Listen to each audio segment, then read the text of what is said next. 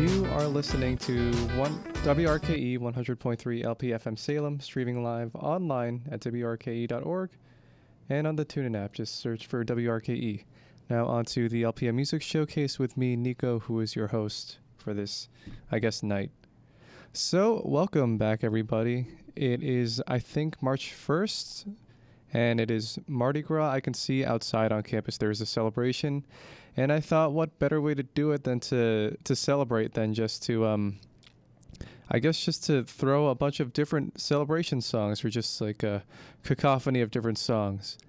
I thought that would be fitting to celebrate, and it's totally not because I couldn't think of an album to review. Anyway, we will move on to our first song, and arguably the most celebratory. This is Captain Beefheart and his Magic Band with Trout Mask Replica and their first song, Frownland. I hope everybody's excited as I am. I'm just kidding. Frownland.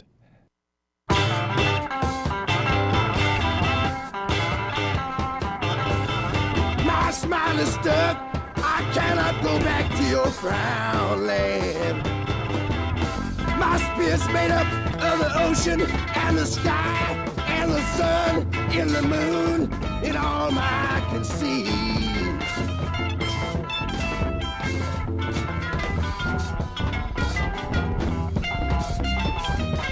I cannot go back to your land of gloom where black jagged shadows remind me of the coming of your doom. I want my own land.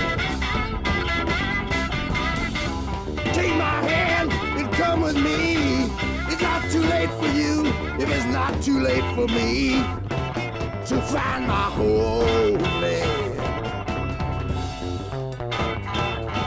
Where man can stand by another man without an ego flying, with no man lying, and no one dying by an earthly hand.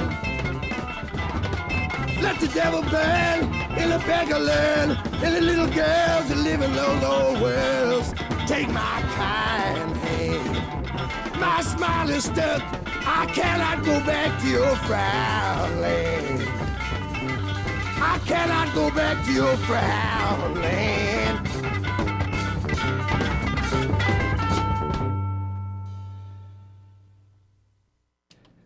And before we move on, I just want to talk about some activities that are happening on the campus right now.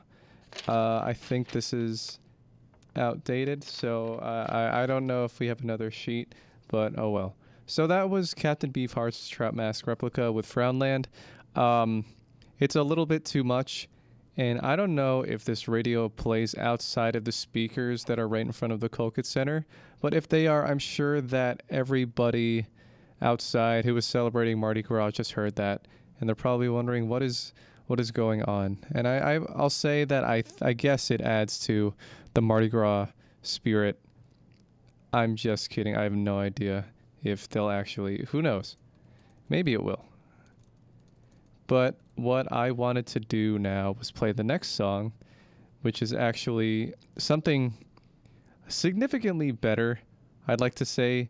I know people will argue that like, oh, but Captain Beefheart's Trout Mask Replica was one of the albums of all time, and I would actually agree with that sentiment.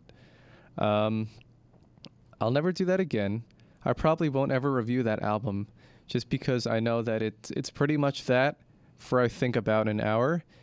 And believe it or not, every single note mess you heard there was intentional, because Captain Beefheart put his whole band into strict training to try to learn the parts. Let's hope we never ever had another Captain Beefheart, I guess. Okay, anyway, let's play a fun song. This is Joni Mitchell's The Circle Game, which is one of my favorite songs of hers from her third album, Ladies of the Canyon. It's very beautiful. It was a response to Neil Young's song about growing up and having to leave behind the things that he'll grow out of. But Joni Mitchell's response to this song, or basically what this song describes, is you'll find happiness as an adult as well. Like that you can still have that childlike glee about different things. And I guess that's just what people are trying to strive for. That's certainly what I try to strive for. Just because I know I'm getting older and everybody here is getting older. And over time they just want to still have that childlike wonder. And I hope that I can live the rest of my life with that outlook. So here it is. This is Joni Mitchell's The Circle Game.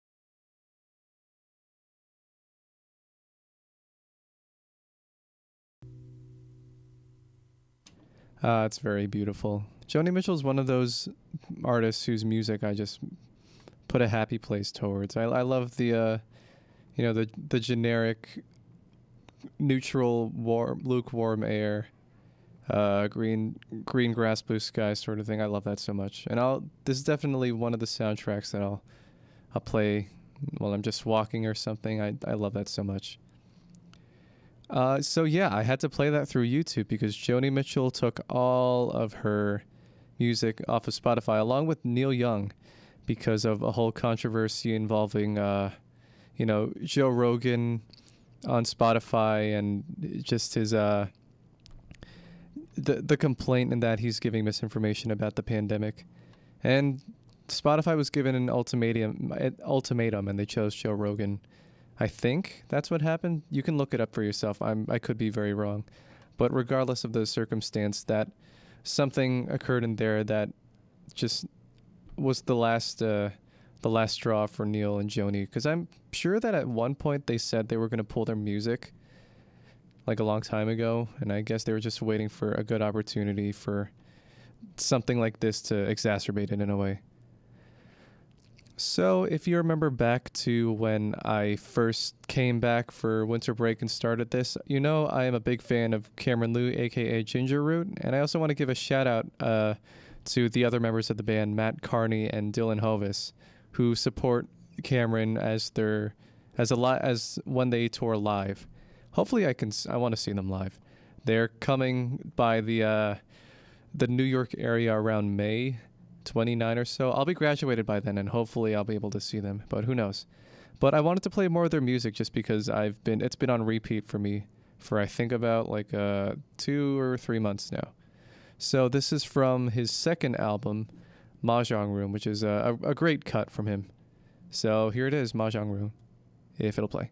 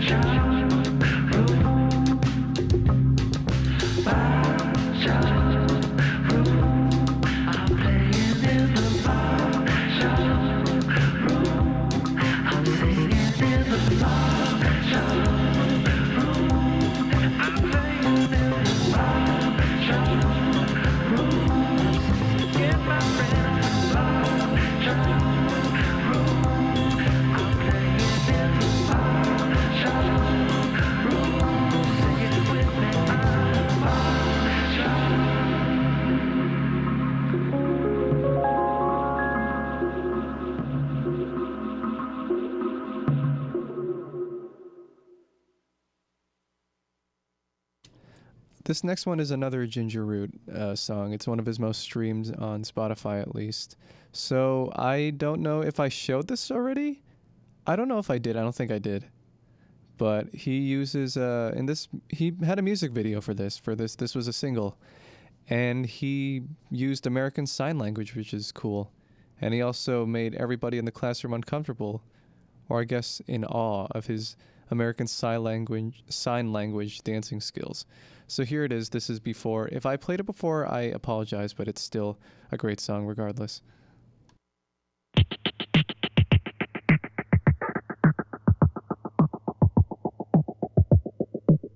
I did play this song, I forgot.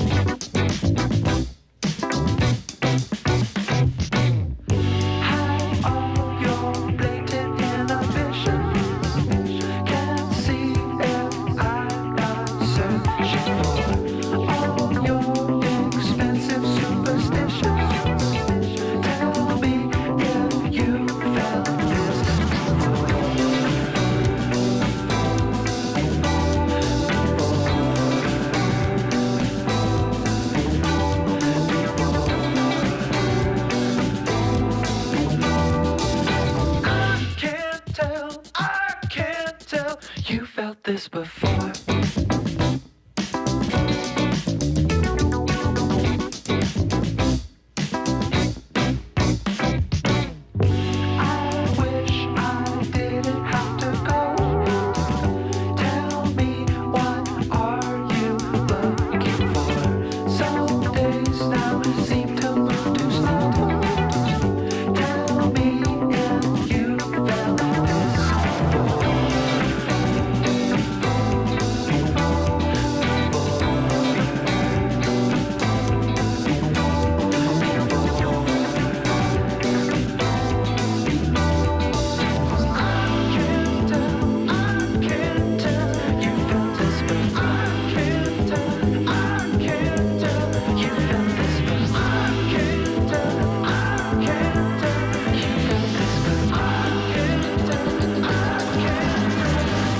This before.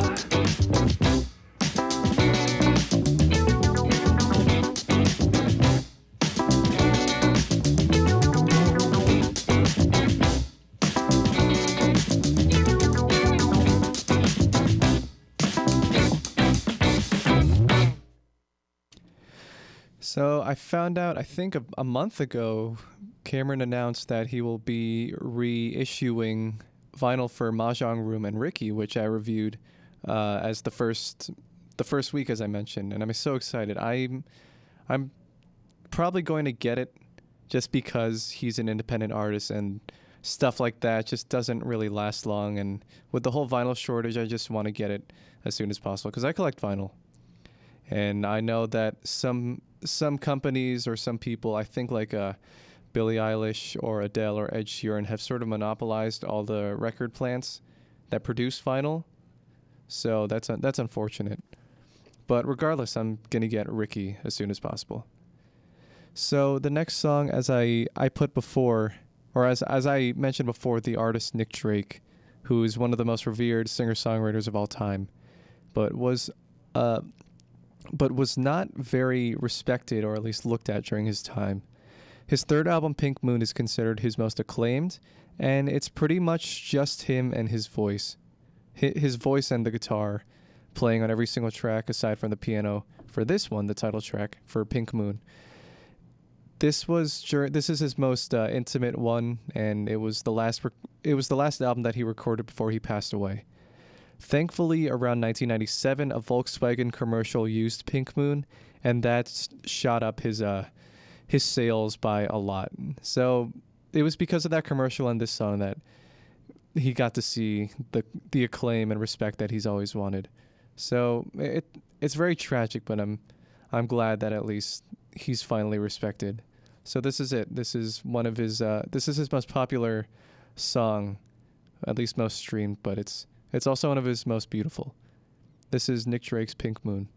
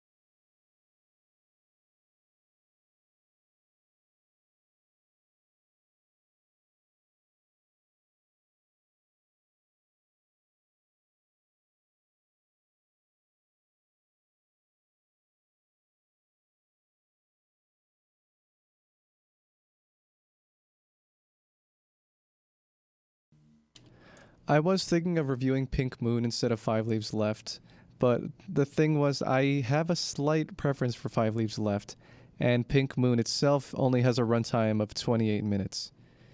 I mean, I could have reviewed Pink Moon. I probably would have played more of Nick Drake's songs by then, but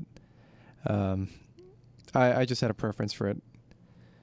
I've always had a preference for artists that have died too young or in their prime, like Ritchie Valens, who I have on this playlist, Christina Grimmie, The Notorious B.I.G., and Nick Drake. I think the only difference was that this is something that Nick Drake wanted, but he never had, and it hurts me a lot that he'll never be able to see it. Like, even though we have all this acclaim and all this love for his music now, he himself will never see the impact that he's given, and I guess the satisfaction that he has done a good job at affecting people and who have listened to his music. But we'll celebrate what we can and have his name more known. So for this next song, this is by the funk band Vulfpeck, and one of their most popular songs, Deantown, who Joe Dart on the bass is a monster on this track. So I also set this as my ringtone. So if anybody calls me and my phone is not on silent, which it usually is, Deantown will play. So, and I also have it so that it's set custom vibration to go along with Deantown. It's great. So here it is.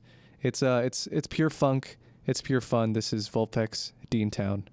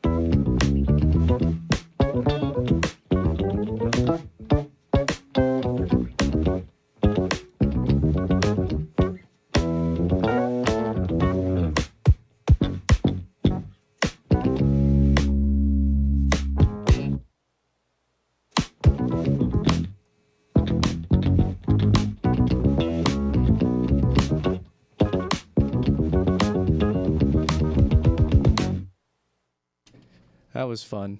So you can see, if you listen very closely, you could hear that whenever Joe Dart's bass was playing, you would hear some sort of little hissing sound. That was because this was all recorded in one take in one collective room. There were, I think, about 7 people in that room, and as many of you who play instruments know, when you play something with, I guess, like a high bass, it'll vibrate the snare. So it was just vibrating the snare in the background, and every time he played, it would just I guess bounce a little bit. So Vulfpeck is fun. It's like the whole band is one big rhythm section, and that yo in the middle was like I think they said that if he didn't say, hey, let's stop and cut down a few measures, they said it probably would have gone for like 30 minutes. That it's fun though. Who knows if it probably would have sounded great either way. I mean, it would have. It's Deantown. But the next song is by The Weeknd himself from his new album Don FM, and the song is called Out of Time. If you remember from last week, I talked about how this song sampled a city pop song called Midnight Pretenders by, I'm sorry, I forgot the name. But he more or less took bits and snippets and then reworked the melody and made it essentially his own for this album. So here it is. This is Out of Time.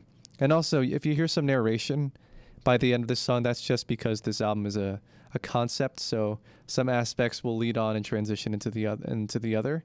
And guess who the narrator is? I'm not gonna leave any time because we don't have that time. The narrator is Jim Carrey throughout this whole album. I can't believe it myself. But here it is. This is The Weeknd's Out of Time.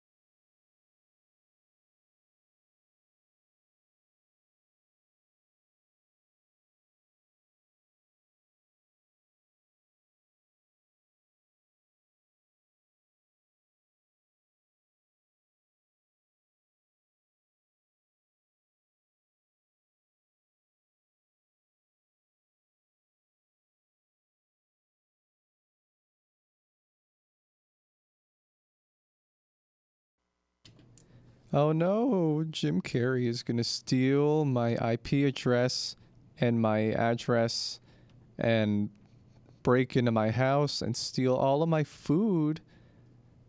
That's a really weird transition. All right, so the next song is called Make It Better by Anderson .Paak, and he also got Smokey Robinson on this feature. It's my favorite song from Anderson .Paak. I think during a karaoke day one time here at Roanoke, I think I sang this. It was super fun. But regardless, it's so feel good. I just love it so much. It's another one along with Joni Mitchell's Circle Game where I'll just have it as a soundtrack for when I'm walking. It's so fun. So here it is. This is Anderson .Paak's Make It Better featuring Smokey Robinson himself.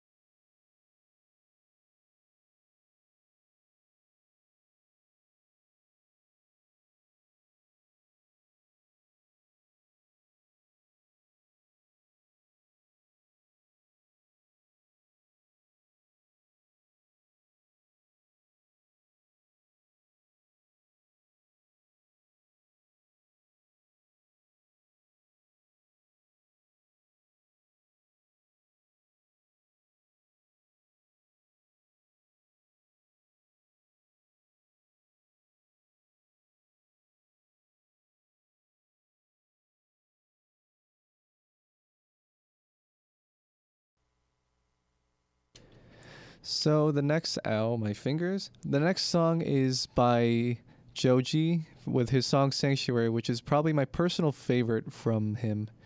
Now, I know most of you, maybe a niche of you, will know of Jews as Joji as Frank, as Fidosi Frank from YouTube, but ever since he stopped that because of medical reasons, I've listen to his music, and I think I do like it. I do like it now. I do like it a lot better than what he did in YouTube.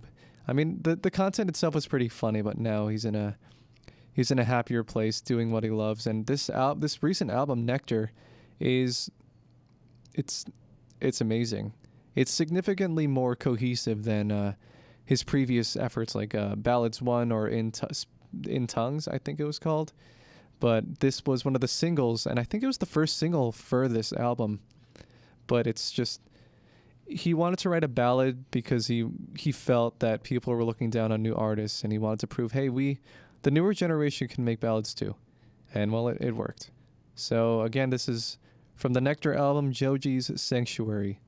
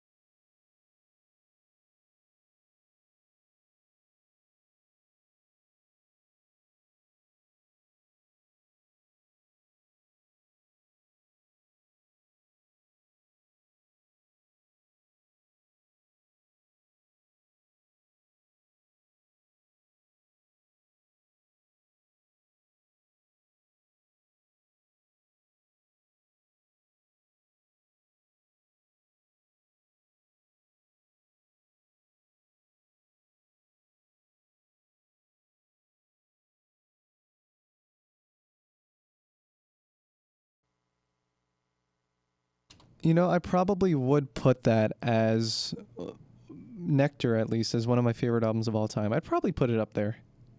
There was a time when it came out where I listened to it for, I think, a month straight.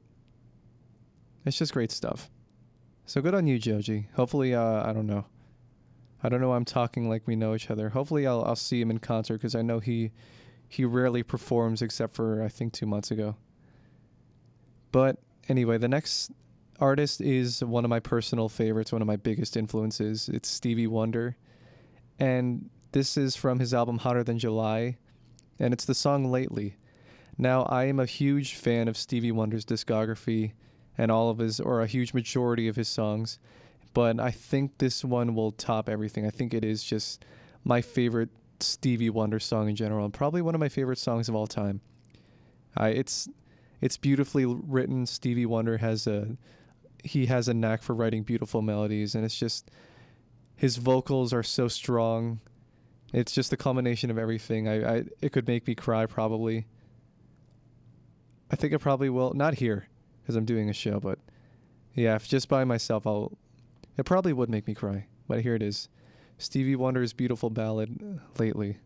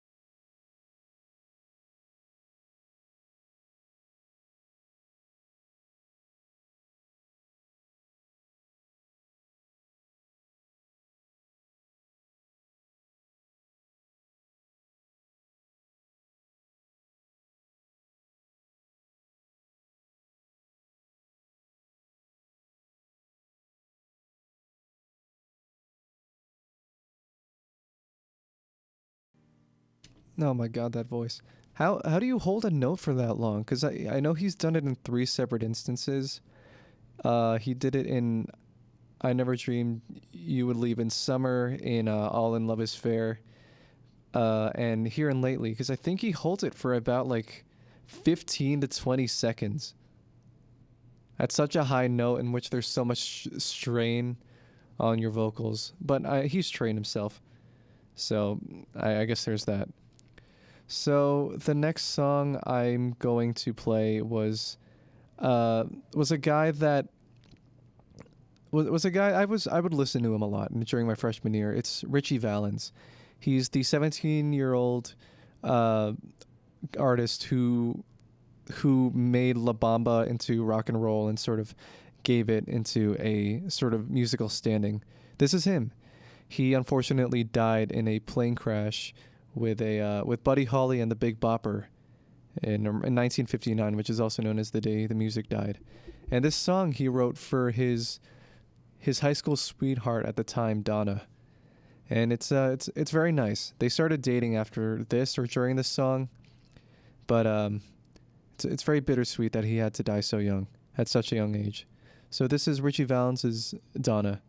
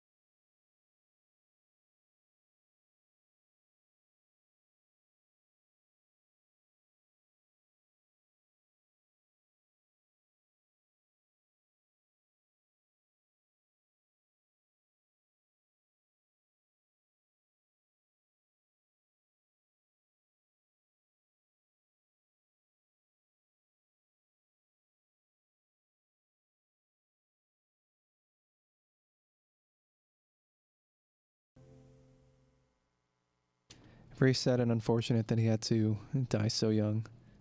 Well, it's like Nick Drake. It's good that that his music is still being played, and I think in California they dedicated a highway to him, so that's his legacy will still live on. So this next song, I may not have enough time for this, even though it's 1 minute, but this might be the last song I play. This is actually from the Steven Universe soundtrack, which is a cartoon made by Rebecca Sugar and al. And this is one of the songs from, I forgot which season. I'm a big fan of it. I know people are a little iffy on their stance with it, but I still think it's a great show. And the ending for it is bittersweet as well. But I guess I would put this as one of my favorite songs from that soundtrack. This is Jennifer Paz, who voiced Lapis Lazuli, and she sang the song That Distant Shore. I forgot which scene, but this is the song.